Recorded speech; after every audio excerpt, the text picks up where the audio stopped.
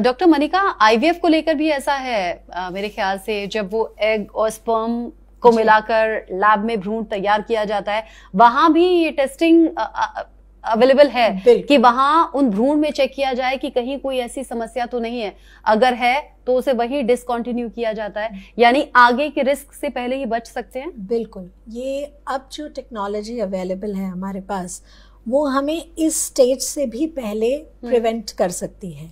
तो उसमें 2 तरह के टेस्ट होते हैं, यानी कि अगर आपके घर में पहले से कोई जेनेटिक अबनॉर्मेलिटी है, हिस्ट्री है, फैमिली हिस्ट्री है जेनेटिक अबनॉर्मेलिटी की, किसी के बच्चे को मेंटल रिटार्डेशन था, किसी के ब्रदर या सिस्टर को डाउन सिंड्रोम था, तो दैट मीन्स वो मदर या फादर दोनों में से किसी भी की भी फैमिली में अगर वो ट्रेट है तो दे कैन गो कंसीव ही वो आईवीएफ के द्वारा करें। ताकि हम प्री जेनेटिक डायग्नोसिस कहते हैं उसे, पीजीडी कहते हैं। तो उस स्पेसिफिक बीमारी के लिए हम प्रोब्स लगा करके जो एग और स्पर्म को मिलाकर एम्ब्रियो बनता है उसी में पहले ही टेस्ट कर सकते हैं। तो उसमें सारे एम्ब्रियो खराब नहीं होते, ठीक है, तो उसमें कुछ जो खराब है वो आप हटा सकते हैं। यानी आप कह रही हैं कि ये आप उस केस में भी ऑप्ट कर सकते हैं जहां ऐसा कोई जेनेटिकली बीमारी की हिस्ट्री है, यानी ऐसा नहीं है कि कंसीव नहीं कर रहे इसीलिए आईवीएफ कराना है, ये भी देखने के लिए कि आगे कोई प्रॉब्लम ना हो, इसीलिए भी आप आईवीएफ अपना सकते हैं। पार्टनर दोनों को थैलेसीमिया माइनर है, मान लीजिए, तो बच्चे को थैलेसीमिया मेजर हो सकता है, जो कि एक बहुत क्रिपलिंग डिजीज है आगे चल के बच्चे की जिंदगी के लिए। तो ये सारी चीज़ों के लिए भी आप आईवीएफ करा सकते हो।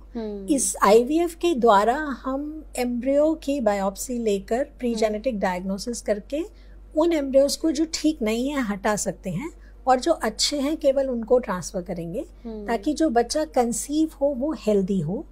ये करने के बाद भी, क्योंकि मेडिसिन में कुछ भी 100% नहीं होता, फिर भी हम फीटल मेडिसिन वालों के पास आगे भेजते हैं ताकि वो पूरी प्रेगनेंसी आगे भी मॉनिटर होती रहे। और एक सेकंड कैटेगरी है जिसको हम कहते हैं प्री जेनेटिक स्क्रीनिंग। वो उन कपल्स के लिए होता है जो फॉर एग्जाम्पल अगर मदर की एज 38 से ऊपर है, अगर उनके बहुत बार बार अबॉर्शंस हो रहे हैं, मतलब मिसकैरेजेस हो रहे हैं, कंसीव करती है 1.5 महीने में, 2 महीने में मिसकैरेज हो जाता है, या फिर बहुत सारे आईवीएफ फेलियर्स हो रहे हैं।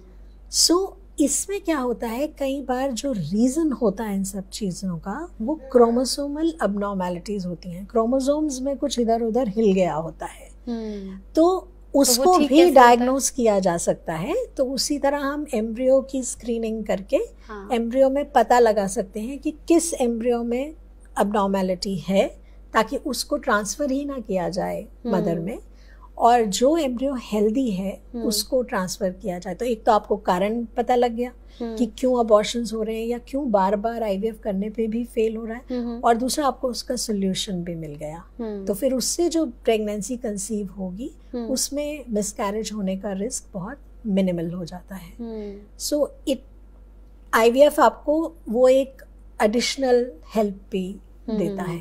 डॉक्टर मनिका, आपकी ब्रांचेस कहाँ कहाँ हैं?